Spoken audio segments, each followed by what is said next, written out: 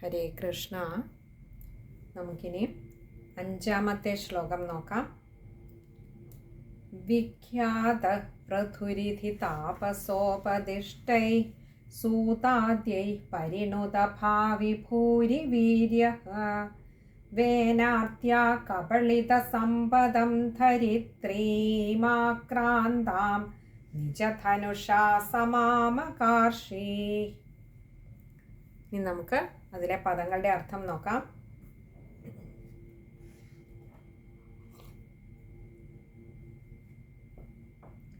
വിഖ്യാതഃ. വിഖ്യാതഃ എന്ന് പറഞ്ഞാൽ നമുക്കറിയാം പ്രശസ്തനായ. പൃഥുരീതി, പൃഥുഹു ഇതി, ഇങ്ങനെ രണ്ട് വാക്കുകൾ ചേരുന്നതാണ് പൃഥുരീതി. പൃഥുഹു അതായത് പൃഥു എന്ന, ഇതി എന്ന. അപ്പോൾ പൃഥു എന്ന പേരിൽ വളരെ പേര് കേട്ട പ്രശസ്തനായിട്ടുള്ള അവിടുന്ന്, ഇത് അവിടുത്തെ തന്നെ അവതാരമാണ് ഭഗവാനെ. അവിടുന്ന് ഈ ഒരു അവതാരത്തിൽ ആ ധ്രുവൻ്റെ കുലത്തെ രക്ഷിക്കുക എന്ന ഉദ്ദേശത്തോടു കൂടി ഭഗവാന്റെ അതിയായ കാരുണ്യം കൊണ്ടാണ് ഇവിടെ പൃഥുവായിട്ട് ഭഗവാൻ അവതരിച്ചത്. അല്ലെങ്കിലോ ആ ദുഷ്ടനായ വേനൻ്റെ ദുഷ്പ്രവർത്തികൾ കൊണ്ട് ഒരു രാജ്യവും ഒരു പരമ്പരയും തന്നെ നശിച്ചു പോകാമായിരുന്നു. പക്ഷേ കാരുണ്യവാനായ ഭഗവാൻ ആ ധ്രുവനോട് കാണിച്ച അതേ കാരുണ്യം ആ പരമ്പരയോടും കാണിക്കുകയാണ്. ഇവിടെ ധ്രുവൻ്റെ കുലത്തിൽ, ആ പരമ്പരയിൽ ഭഗവാൻ തന്നെ വന്ന് അവതരിച്ചു. എന്നിട്ട് പൃഥു എന്ന പേരിൽ പ്രശസ്തനായ അല്ലയോ ഭഗവാനെ അവിടുന്ന് താപസോപദിഷ്ടൈ, താപസഃ ഉപദിഷ്ടൈഹി, അതായത് താപസന്മാർ അഥവാ മഹർഷിമാര് ഉപദേശിച്ചതനുസരിച്ച്, ഉപദിഷ്ടൈഹി അവരുടെ നിർദ്ദേശമനുസരിച്ച്, സൂതാദ്യൈ സൂതന്മാരായിട്ടുള്ളവർ, സൂതന്മാര്, മാഗധന്മാര്, വന്ദികൾ, അതായത് നമ്മൾ മുൻപ് പറഞ്ഞിട്ടുണ്ട്, ഒരു ഭാഗവതത്തിലാണ് എന്നാണ് എൻ്റെ ഓർമ്മ. അവരൊക്കെ ഇങ്ങനെ ഒരു കുട്ടി ജനിക്കുമ്പോൾ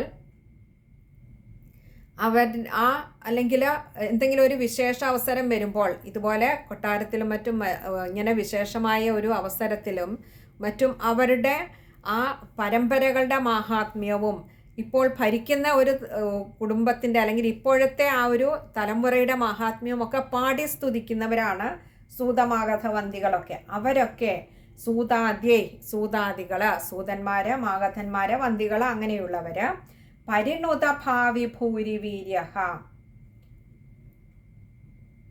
പരിണുത ഭാവി ഭൂരി വീര്യഃ, ആ വരാൻ പോകുന്ന ഭാവിയിൽ പരാക്രമശാലിയായിരിക്കും. ഭൂരിവീര്യഃ, കാരണം പൃഥു എന്ന അവതാരം ഉണ്ടായിരിക്കുന്നത് വളരെ പരാക്രമശാലിയായിട്ടുള്ള വേനൻ്റെ ബാഹുക്കളിൽ നിന്നാണ്. അതും പോരാഞ്ഞിട്ട് സാക്ഷാൽ ഭഗവാൻ തന്നെയാണ്. അതുകൊണ്ട് തന്നെ പരാക്രമത്തിന് ഒട്ടും മോശമാവില്ല. വളരെ ഉഗ്ര പരാക്രമി തന്നെയാണ് ഇവിടെ പൃഥു എന്ന ഭഗവാന്റെ അവതാരവും.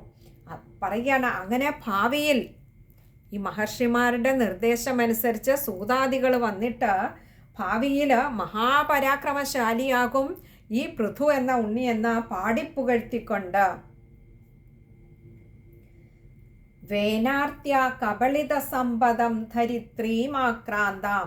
വേനാർത്യ, ഈ ആർത്തി എന്ന് പറഞ്ഞാൽ ദുഃഖം അല്ലെങ്കിൽ പീഡകൾ. വേനാർത്യ, വേനൻ്റെ പീഡകൾ കാരണം, അതായത് ദ്രോഹങ്ങൾ കാരണം, കബളിത സമ്പദം, കബളിത സമ്പദം എന്ന് പറഞ്ഞാൽ സമ്പദം, സമ്പത്ത്, കബളിത സമ്പദം, ആ സമ്പത്തെല്ലാം, തൻ്റെ സമ്പത്തെല്ലാം ഉള്ളിലേക്ക് വലിച്ചെടുക്കുക.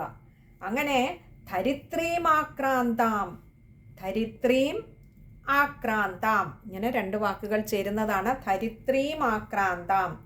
ധരിത്രീം എന്ന് പറഞ്ഞാൽ ഭൂമിയെ, ധരിത്രി ഭൂമി.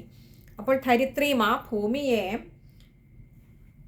ഈ വേനൻ്റെ ദ്രോഹപ്രവർത്തികൾ കാരണം തൻ്റെ സമ്പത്ത്, പ്രകൃതിദത്തമായ സമ്പത്തുകൾ മുഴുവൻ ഭൂമിദേവി ഉള്ളിലേക്ക് വലിച്ചു വെച്ചിരിക്കുകയായിരുന്നു.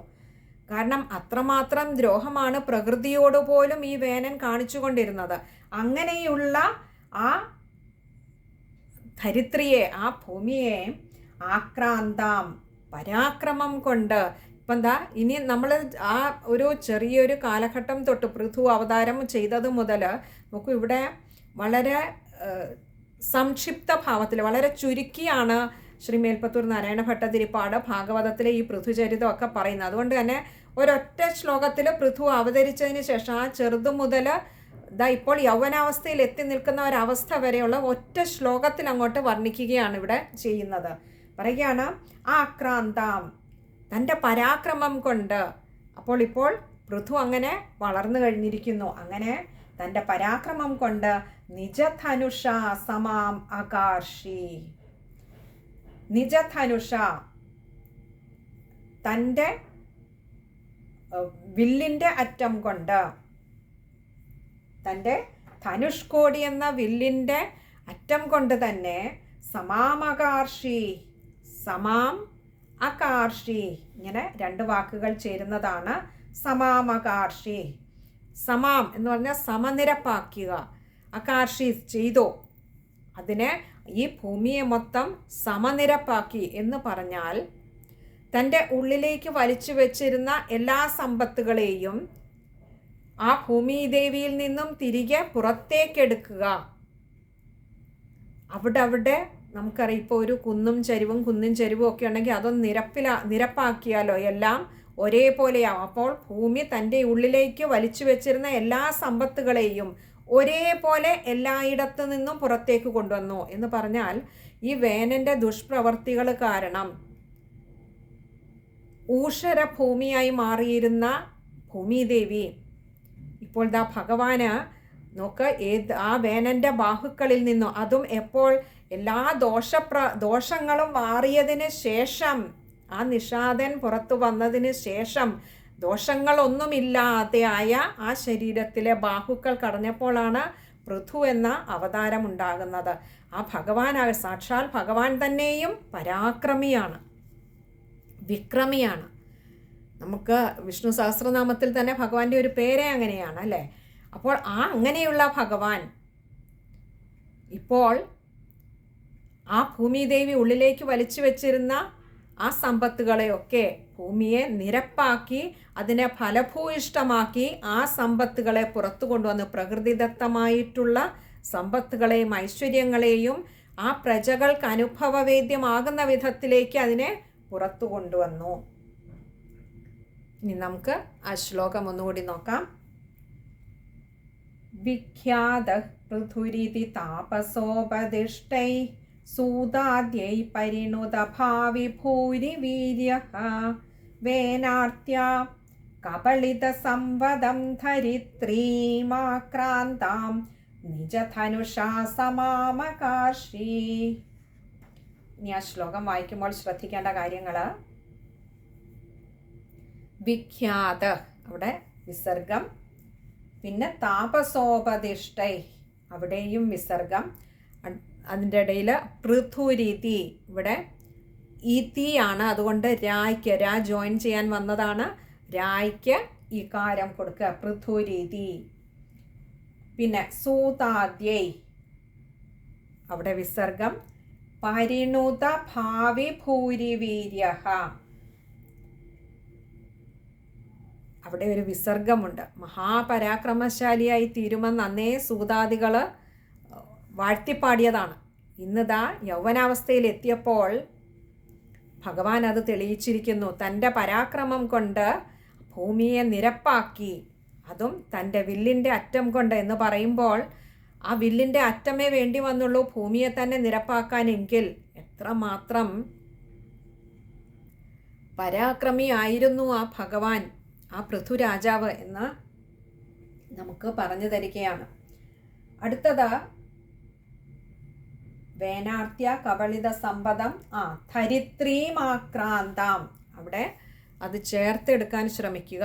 ചേർത്തെടുക്കാൻ പറ്റുന്നില്ല എങ്കിൽ ധരിത്രീം ആക്രാന്താം, മുകളിൽ ധരിത്രീം എന്നെടുക്കുക, താഴെ ആക്രാന്താം, പിന്നെ മാ വേണ്ട, മാ ജോയിൻ ചെയ്യാനായിട്ട് വരുന്നതാണ് അവിടെ. ധരിത്രീം ആക്രാന്താം, അത് രണ്ടും ചേർന്ന് വരുമ്പോഴാണ് ആ മാ വരുന്നത്. അതുകൊണ്ട് ചേർത്തല്ല എടുക്കുന്നതെങ്കിൽ ധരിത്രീം എന്നെടുക്കുക മുകളിൽ, താഴെ ആക്രാന്താം. പിന്നെ അതേപോലെ സമാമകാർഷി, സമാം ആകാർഷി ആണ്, അതുകൊണ്ട് രണ്ടാമത്തെ മായ്ക്ക് ആകാരം കൊടുത്തു വായിക്കുക. ഇനി അടുത്തത് 6ാമത്തെ ശ്ലോകമാണ്. ഭൂയസ്താം നിജകുലമുഖ്യവത്സയുക്തൈർദേവാദ്യൈ സമുചിതചാരുഭാജനേഷു അന്നാദീന്യഭിലഷിതാനി യാനി താനി സ്വച്ഛന്ദം സുരഭിതനൂമധൂദുഹസ്ത്വം. ഇനി നമുക്കതിൽ പദങ്ങളുടെ അർത്ഥം നോക്കാം. ഭൂയസ്താം, ഭൂയഃ താം ആണ് ഭൂയസ്താം. ഭൂയഃ എന്ന് പറഞ്ഞാൽ പിന്നീട്, താം എന്ന് പറഞ്ഞാൽ ആ എന്നുള്ള അർത്ഥത്തിൽ. നിജകുല മുഖ്യവത്സയുക്തൈർ ദേവാദ്യൈ. ഇവിടെ ചില ബുക്കുകളിൽ നിജകുല മുഖ്യവത്സയുക്തൈർ ദേവാദ്യൈ എന്ന് കൊടുത്തിട്ടുണ്ടാവാം. ചില ബുക്കിൽ നിജകുല മുഖ്യവത്സയുക്തൈർ ദേവാദ്യൈ സമുചിതചാരുഭാജനേഷു. അത് ഇത്രയും ചേർത്തായിരിക്കും വന്നിരിക്കുന്നത്. ഏതായാലും വായിക്കുമ്പോൾ അത് നമ്മൾ ശ്രദ്ധിക്കേണ്ട കാര്യങ്ങൾ, ചേർത്താണെങ്കിൽ അവിടെ ചിലയിടത്ത് കൂട്ടക്ഷരമൊക്കെ ആവും. അപ്പോൾ വായിക്കുമ്പോൾ അതിനനുസരിച്ച് ശ്രദ്ധിച്ച് വായിക്കേണ്ടതുണ്ട്. അർത്ഥം നോക്കാം. നിജകുല മുഖ്യവത്സയുക്തൈ. നിജകുലം എന്ന് പറഞ്ഞാൽ അതാത് കുലത്തിലേത്. മുഖ്യവത്സയുക്തൈർ, വത്സ എന്ന് പറഞ്ഞാൽ പശുക്കിടാങ്ങളെയാണ് വത്സ എന്ന് പറയുന്നത്. മുഖ്യ എന്ന് പറഞ്ഞാൽ ആ അതാത് കുലങ്ങളിലെ മുഖ്യന്മാരെ, പ്രധാനികളായിട്ടുള്ളവരെ വത്സയുക്തൈ എന്ന് പറഞ്ഞാൽ പൈക്കിടാങ്ങളാക്കുക, അല്ലെന്നുണ്ടെങ്കിൽ എന്താ പറയുക, പശുക്കിടാങ്ങളാക്കിക്കൊണ്ട്. ദേവാദ്യൈ എന്ന് പറഞ്ഞാൽ ദേവന്മാരാദിയായിട്ടുള്ള എല്ലാവർക്കും എന്നുള്ള അർത്ഥം. സമുചിത ചാരുഭാജനേഷു.